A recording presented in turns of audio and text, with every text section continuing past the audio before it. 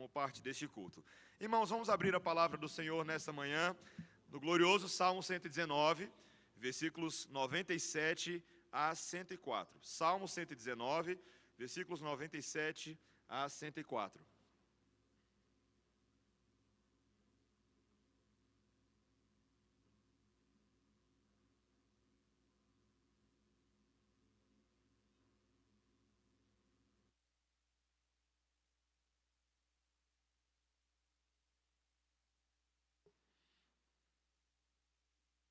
A bendita palavra do Senhor, meus irmãos, que é inspirada, que é inerrante, que é infalível, nos instrui assim nesta manhã, nestes versículos 97 até o 104.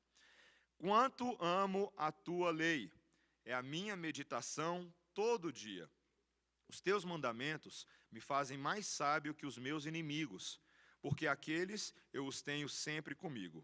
Compreendo mais do que todos os meus mestres, porque medito nos teus testemunhos. Sou mais prudente que os idosos, porque guardo os teus preceitos.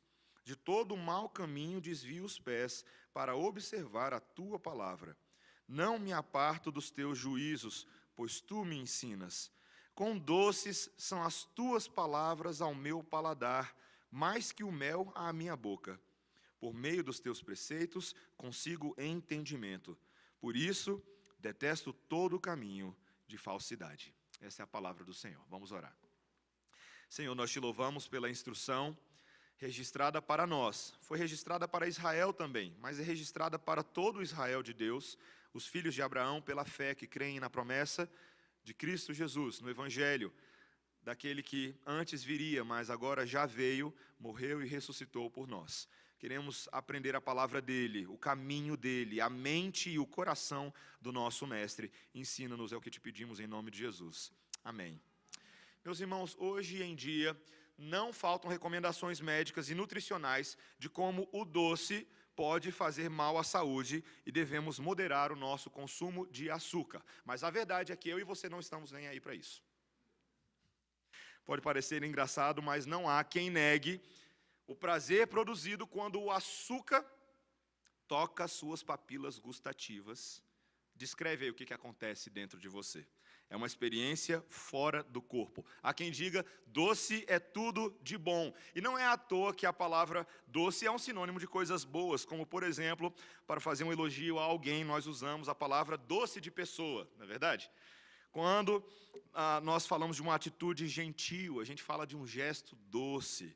Quando nós estamos num dia ruim, muitas vezes a gente come um docinho para dar uma ajudada no humor. Mas a pergunta é, como é que o açúcar chega até nós? Não aquele açúcar natural da natureza, mas esse açúcar processado. Você sabe como é que a usina extrai o açúcar da cana?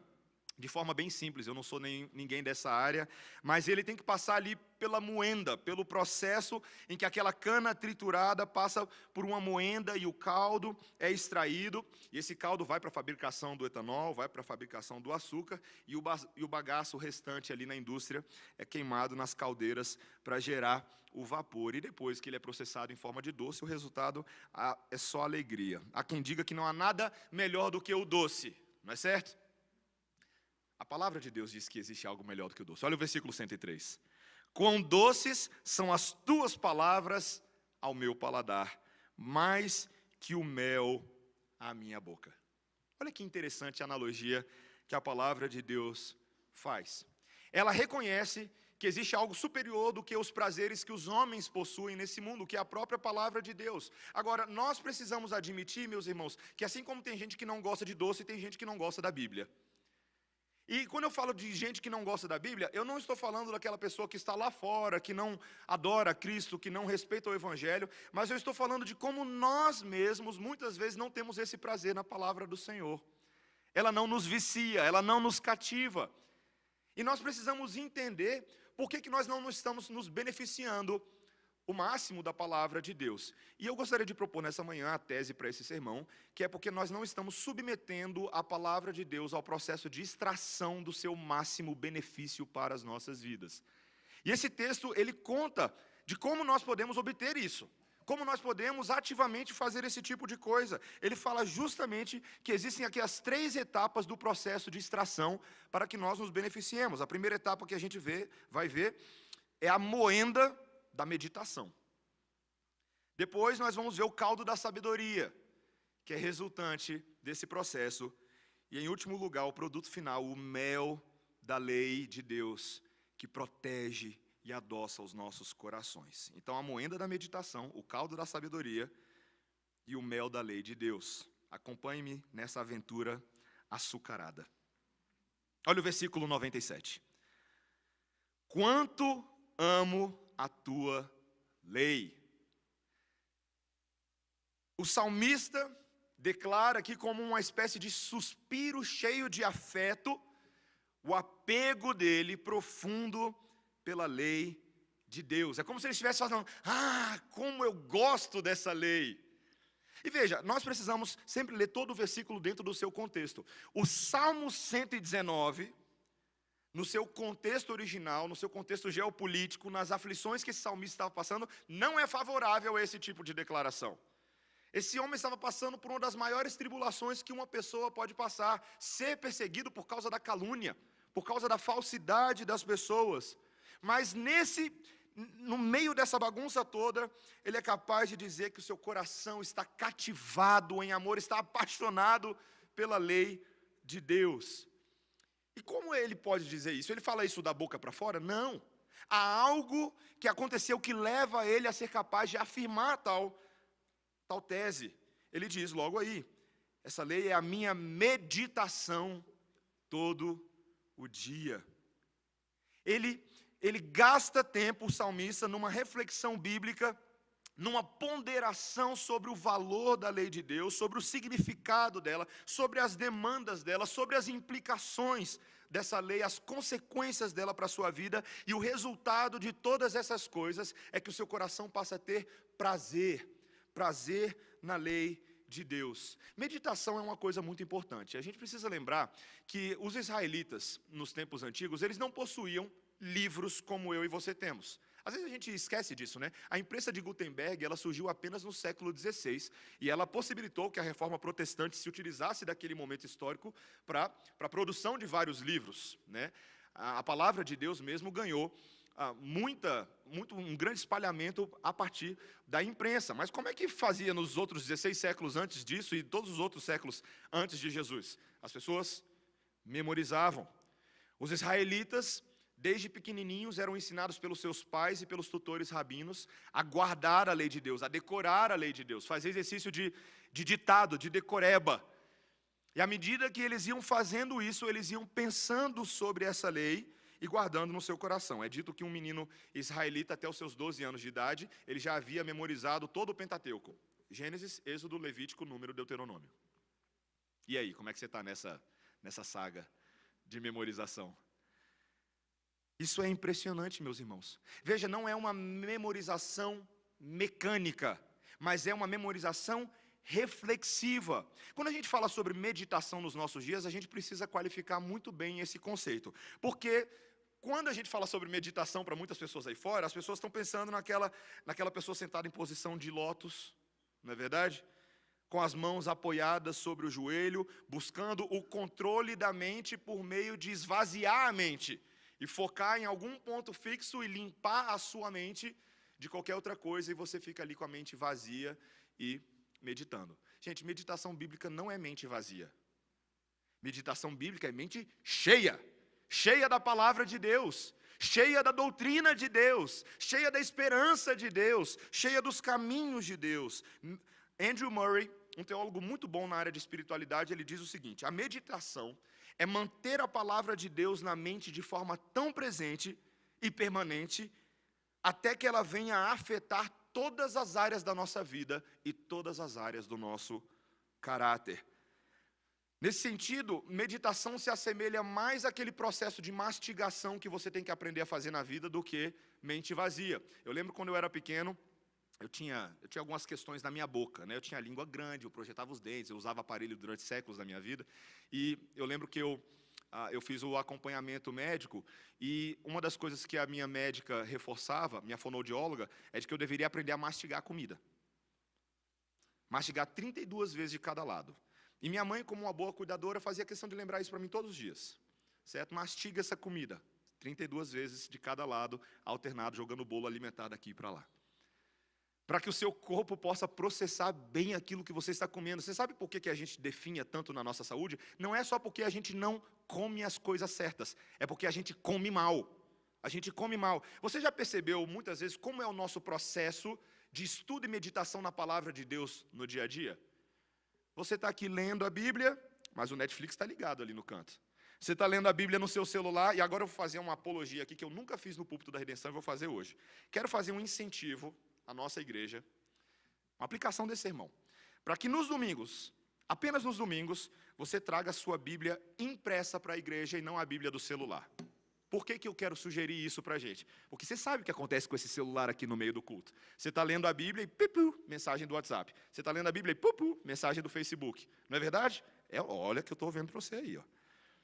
Isso acontece conosco. Nós perdemos o hábito de ter contato com esse texto escrito que nos faz pensar de forma mais pausada, de forma mais meditativa sobre a palavra de Deus. Veja, gente, essa não é uma proibição, é uma recomendação. Para que você possa domar o seu coração e aprender a mastigar as palavras que você está lendo e não ter a sua mente tomada por outros temas, por outros assuntos, que não seja a vontade de Deus para o seu dia, para o seu coração, para a sua manhã. O dia desse salmista que ele fala que é a minha meditação todo dia, o dia dele é ocupado por essa reflexão na lei do Senhor, e ele busca aplicar os seus princípios e valores em cada circunstância e em cada situação, e é assim que a gente obtém prazer nas coisas de Deus. Nós precisamos aprender a aplicá-la. Essa é a moenda do Espírito Santo em nós. O processo de nós triturarmos a palavra e extrairmos dela ali os princípios para a vida. Mas em segundo lugar, meus irmãos, não tem só moenda nesse processo. A gente precisa também saber o valor do caldo resultante.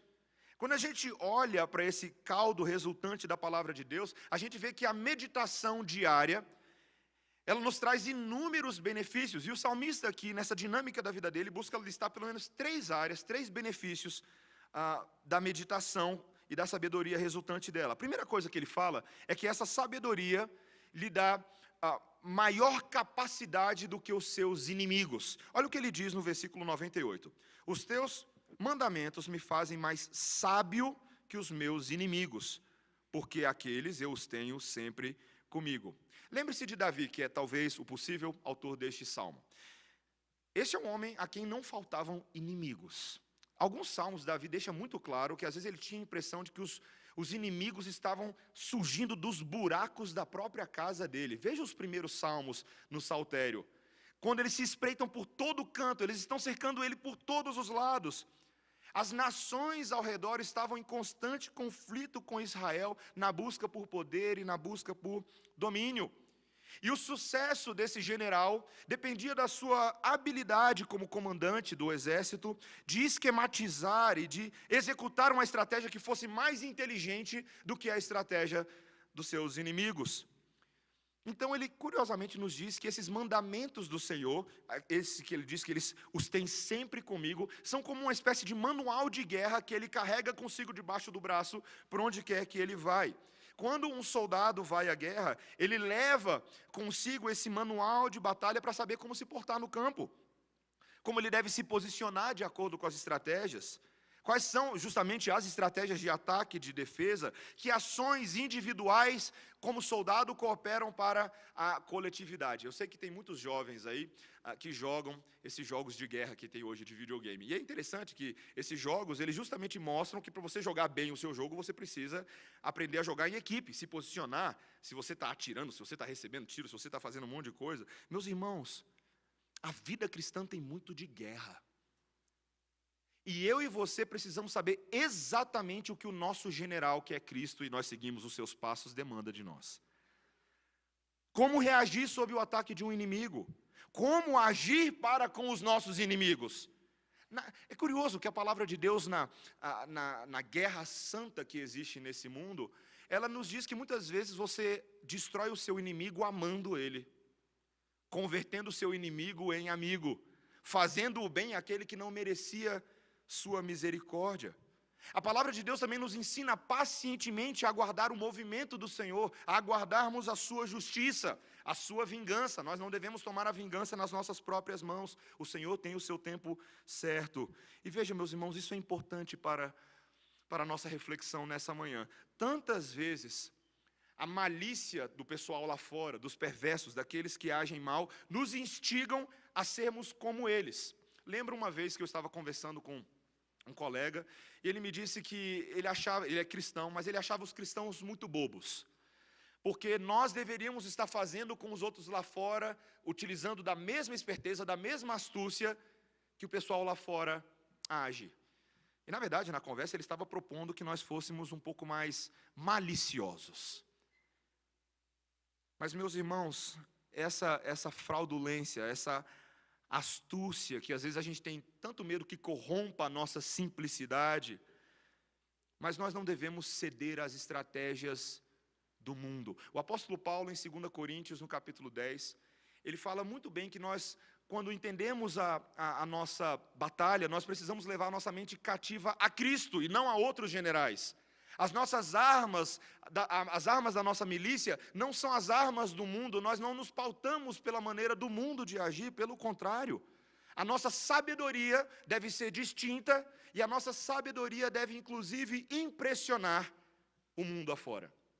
Quando Moisés estava instruindo o povo de Israel, ali nas planícies de Moabe, quanto à entrada na terra prometida, eles estavam na iminência de entrar na terra prometida, ele capturou bem o sentido dessa ideia, quando em Deuteronômio capítulo 4, versículo 5, ele diz assim: eis que vos tenho ensinado estatutos e juízos, como me mandou o Senhor meu Deus, para que assim façais no meio da terra que passais a possuir. Guardai-os, pois, e cumpri-os, porque isso será a vossa sabedoria e o vosso entendimento perante os olhos dos povos, que, ouvindo todos esses estatutos, dirão o seguinte: certamente este grande povo é gente sábia e inteligente. Olha que interessante. Os povos ao redor viriam a maneira como os israelitas se portam, como eles se conduzem, como eles adoram a Deus, e tudo isso os levaria a admirar a sabedoria do povo de Deus. Meus irmãos, nós precisamos confiar mais nas armas que nós possuímos, nas armas da sabedoria divina. Isso se aplica particularmente também ao conceito de batalha espiritual, no seu sentido da luta contra as trevas. Como que nós podemos ser mais sábios e mais astutos que o poder de Satanás? Como nós podemos ser mais sábios e mais astutos do que o poder das trevas? Por meio da palavra de Deus. É isso que o apóstolo Paulo registra em Efésios capítulo 6, quando ele diz no versículo 11, revesti-vos de toda a armadura de Deus, para poderes ficar firmes contra as ciladas do diabo. Tomai também o capacete da salvação e a espada do Espírito. A espada do Espírito, que é a palavra de Deus. Com toda oração e súplica, orando em todo tempo no Espírito, e para isso vigiando com toda perseverança e súplica por todos os santos. Essa é a palavra do Senhor para nós. Nós não podemos desistir dos caminhos do Senhor. É assim que nós nos prepararemos para as guerras ideológicas desse mundo. Essa semana eu tive uma experiência interessante com alguns irmãos aqui da Redenção, quando nos juntamos ao grupo do NVC para um evangelismo público, ali na UNB. E a UNB, meus irmãos, nesse momento, o espaço mais democrático do mundo é o espaço mais politizado do mundo. Assim que eu estava chegando ali, estacionando o meu carro, na quinta-feira, à medida que eu já estava chegando no local onde combinamos para fazer a apresentação, a pregação pública e a panfletagem, logo estourou uma manifestação política, daquelas mais agressivas possível. Gente gritando, gritos de ódio, gritos de guerra. E a coisa ficou feia, meus irmãos.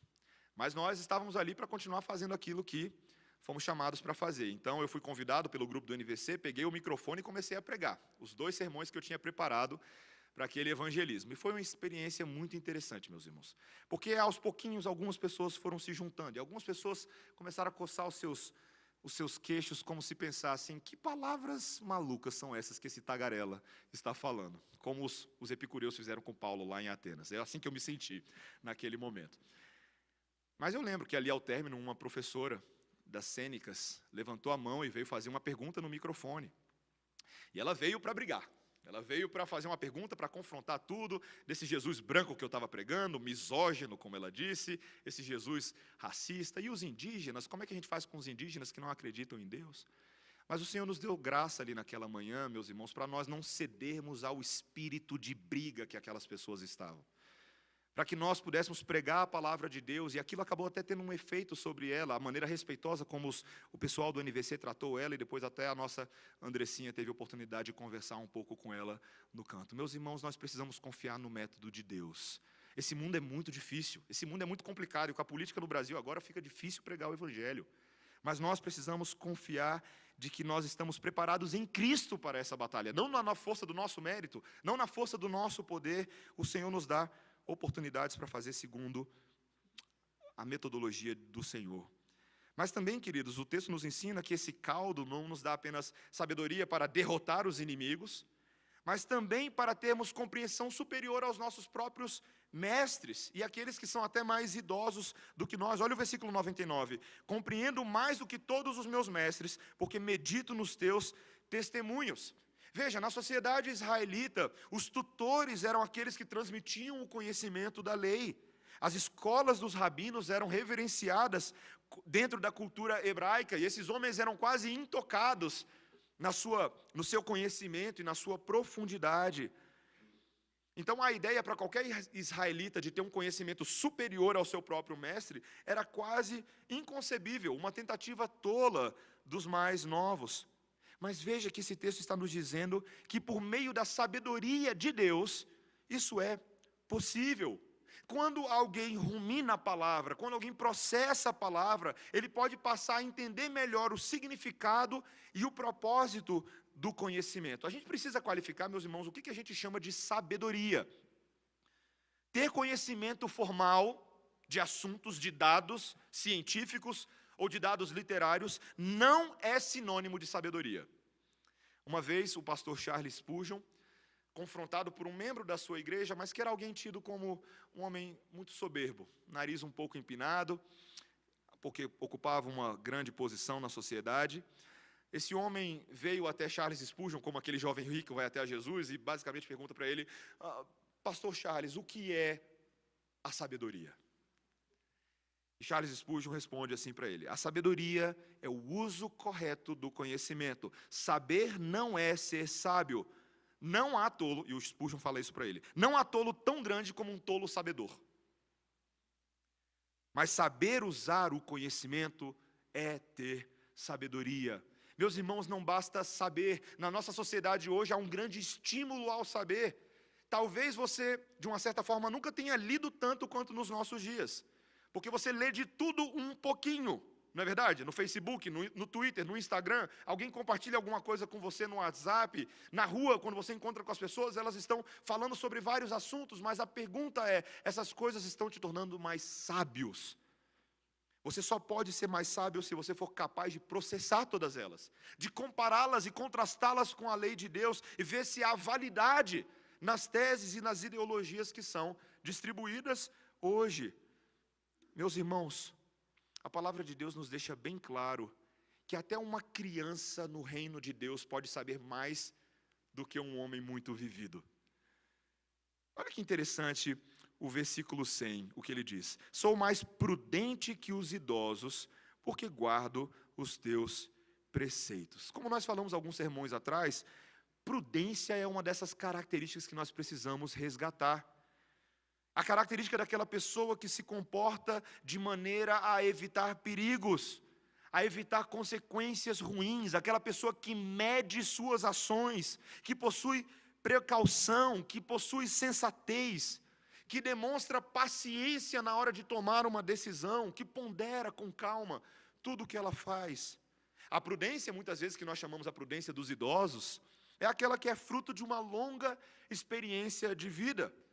Devido à longa prática, a quantidade talvez de, uma vez o presbítero Cláudio falou isso, a quantidade de erros cometidos, situações testadas, esforço e conhecimento prático. Eu não sei se o Cláudio lembra quando ele falou isso numa reunião do conselho, mas quando a gente faz essa quantidade de testes daquilo que dá certo, aquilo que dá errado, tudo de fato nos leva a pensar que os idosos são mais prudentes, e por isso nós devemos respeitar sim os idosos. já viveram mais, já experimentaram mais. Mas a prudência que procede da sabedoria não vem somente com a idade. O livro de Provérbios fala muito da prudência aos mais jovens, que advém da sabedoria que vem do Espírito e da palavra. Quando Jó se encontrava naquele grande conflito do seu próprio sofrimento, ele interagindo com o Senhor, no capítulo 32, nós lemos as seguintes palavras, preste bastante atenção. Dizia eu, falem os dias e a multidão dos anos ensine a sabedoria. Esse era o entendimento que Jó possuía. Mas o Senhor responde a ele no versículo 9 do capítulo 32 assim: porém não são os velhos que são sábios, nem os anciãos que entendem o que é reto. Há um espírito no homem, e o sopro do Todo-Poderoso o faz sábio. É possível um jovem ser sábio. Você não precisa esperar os grandes anos para então adequar a sua vida num caminho de retidão. Hoje eu fui feito para fazer besteira, mas um dia quando eu for velho eu vou me casar e vou ter filhos, então eu vou resolver a minha vida. Não pense dessa forma. A palavra de Deus te desautoriza a pensar assim. Você, jovem, é chamado hoje ao caminho da prudência, ao caminho da sabedoria. É possível, na verdade, também o contrário acontecer. Uma pessoa ser idosa e não ser prudente. Uma pessoa ser idosa, mais avançada em dias, não somente idoso, muito avançado em dias, mas mais velho, e não temer ao Senhor. Tal conhecimento terreno terá valor temporário de muitas coisas, mas não o valor para a vida eterna. Meditar na lei do Senhor é o que produz conhecimento que conduz à salvação. Lembra quando Paulo fala a Timóteo, na segunda epístola, no capítulo 3, versículos 14 e 15, olha o que ele diz a Timóteo. Tu, porém, permanece naquilo que aprendeste, e de que foste inteirado, sabendo de quem o aprendeste, e que desde a infância sabes as sagradas letras que podem tornar-te sábio para a salvação pela fé em Cristo Jesus. Desde a infância. Pais, pergunto a vocês estão ensinando os seus filhos a serem sábios hoje? Pastor, mas o meu filho só tem 2 anos de idade. Então ele não tem o direito de aprender a sabedoria? Ele não pode começar desde já a entender as consequências das suas ações, as punições que são aplicadas quando nós fazemos aquilo que é errado aos olhos de Deus? Não, eu deixo para disciplinar o meu filho quando ele for mais velho. Cuidado, cuidado. Pode ser que você perca o bonde da sabedoria. Meus irmãos, nós precisamos entender que, em último lugar, nós precisamos extrair esse caldo da sabedoria de Deus, porque o mel, que é o resultado final, ele nos protege. Ele haverá de nos guardar. Veja o versículo 101. De todo mau caminho desvio os pés para observar a tua palavra. Não me aparto dos teus juízos, pois tu me ensinas. E o versículo 104. Por meio dos teus preceitos consigo entendimento. Por isso detesto todo caminho de falsidade. Meus irmãos, veja o mistério da doçura, o ministério da doçura. A palavra de Deus, quando ela vem a nós, nem sempre ela vem assim tão doce. Para nos proteger, muitas vezes ela precisa nos retirar do caminho amargo. Ela precisa ser aplicada a nós de tal forma que haja um contraste entre aquilo que é verdade e aquilo que é falsidade. Nós andávamos, por natureza, no caminho da falsidade, filhos da desobediência, como Paulo fala em Efésios capítulo 2, versículo 4. Mas a palavra de Deus visa nos tirar desse caminho de amargura e falsidade e nos colocar no caminho de Deus. Mas essa mudança que a palavra faz em nós, esse condicionamento do nosso espírito, muitas vezes não vem de graça. Ele é muito complicado. Eu e você sabemos que o Senhor Jesus Cristo é verdade, mas muitas vezes a verdade para os seus próprios discípulos soou dura de engolir, que nem uma rapadura doce. Você lembra aquela situação em que o Senhor Jesus Cristo estava reunido diante de uma grande multidão, a multidão esfomeada, o Senhor Jesus Cristo vai lá e multiplica o pão e o peixe e alimenta toda aquela multidão. E o milagre se torna uma ocasião para o Senhor Jesus Cristo defender que Ele é o pão da vida. Aquele que de mim come jamais terá fome, aquele que de mim bebe jamais terá sede. Você lembra disso? E aquilo começou um debate com os judeus, e a coisa começou a ficar feia. Os judeus e os fariseus ali começaram a confrontar o Senhor Jesus Cristo, especialmente quando ele disse, olha, aquele que não come do meu corpo, que não come da minha carne, não pode ter comunhão comigo. Aquele que não bebe do meu sangue, não pode ter comunhão comigo. Alguns acharam até que era um convite ao canibalismo. Eles não entenderam aquilo, eles não compreendiam a dureza, a exclusividade da verdade que Cristo, como Messias, como Deus estava propondo. Fato é que muitos daqueles judeus começaram a ir embora, e não só os judeus e fariseus, mas muitos dos discípulos começaram a ir embora também. Você lembra disso? E Jesus não ficou doidinho, não. Ele virou para eles assim, vocês querem ir embora? Pode ir. E lá em João, capítulo 6, que nós lemos essas palavras, diz assim, à vista disso, muitos dos seus discípulos o abandonaram e já não andavam com ele. Então perguntou Jesus aos 12, porventura quereis também vós outros vos retirar? Respondeu-lhe Simão Pedro, Senhor, para quem iremos?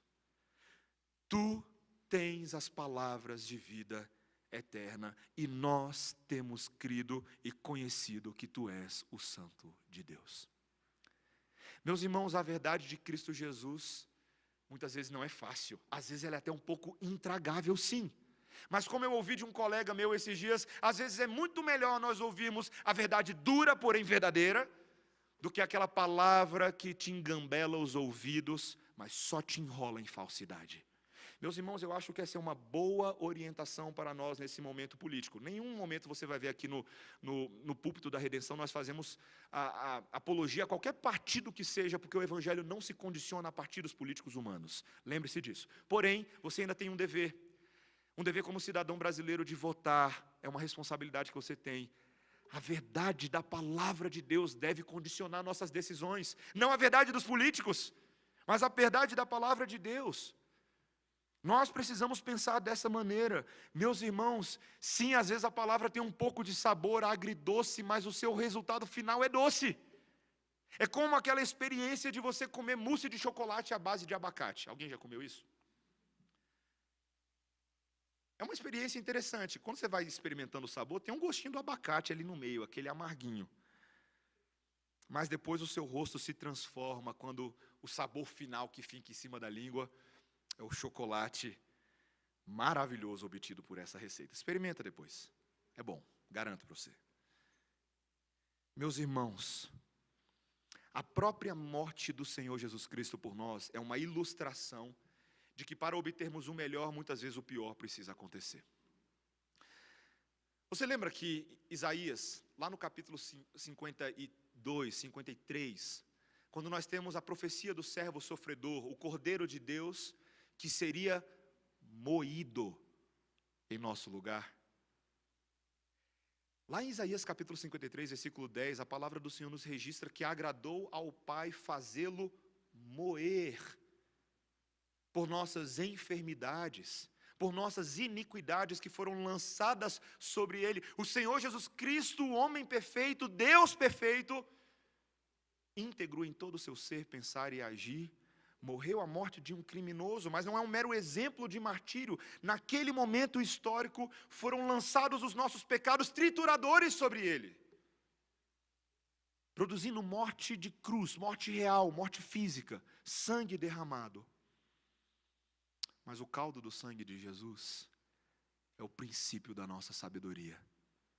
Quando Paulo fala, como nós estudamos no domingo à noite, sobre o poder da cruz de Cristo, nós estamos falando que o resultado, aquilo que é extraído de Cristo é nova justiça para cada um de nós, nova esperança para cada um de nós, Cristo, sabedoria de Deus, poder de Deus para a nossa salvação.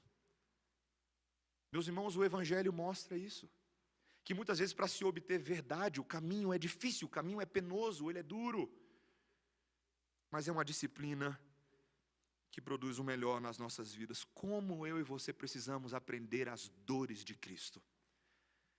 Sabe por que muitas vezes eu e você não somos sábios? Por que nós não temos trilhado um caminho melhor e superior nesse mundo? Porque a gente evita a cruz. A gente não corre para a cruz. A única maneira de eu e você sermos conformados à sabedoria de Cristo é se naquela mesma cruz eu e você formos lapidados e crucificados com Ele. Nós precisamos sujeitar a nossa vontade à vontade de Deus naquela cruz. E nós precisamos saber que esse é o caminho que produz o melhor resultado possível nas nossas vidas. É um caminho de humilhação, é difícil, mas ele é bom. O nome da minha filha é Melissa. Melissa tem origem no grego Melissa, que chegou até nós através da palavra Mélissa, que está no latim Melissa também, e que quer dizer literalmente abelha, certo? Melissa possui a mesma raiz etimológica que o nome Débora. Melissa é abelha no grego, Débora é abelha no hebraico. Ambos carregam a simbologia dessa sabedoria que era tão importante para as duas culturas. Sabedoria para a alma. Quando eu e Débora fomos escolher o nome da nossa filha, a gente não sabia de nada disso. A gente morava nos Estados Unidos ainda, então a gente foi escolher um nome que funcionasse para as duas culturas. Aí começamos a olhar uma série de nomes, aí a gente viu Melissa. E a gente achou bonito, soou bonito aos nossos ouvidos. E aí a gente foi pesquisar o que significava esse nome, e a gente viu que significava abelha, e que muitas vezes, na nossa tradução para o português, equivalia a mel de abelha. E por isso que Melissa também é mel.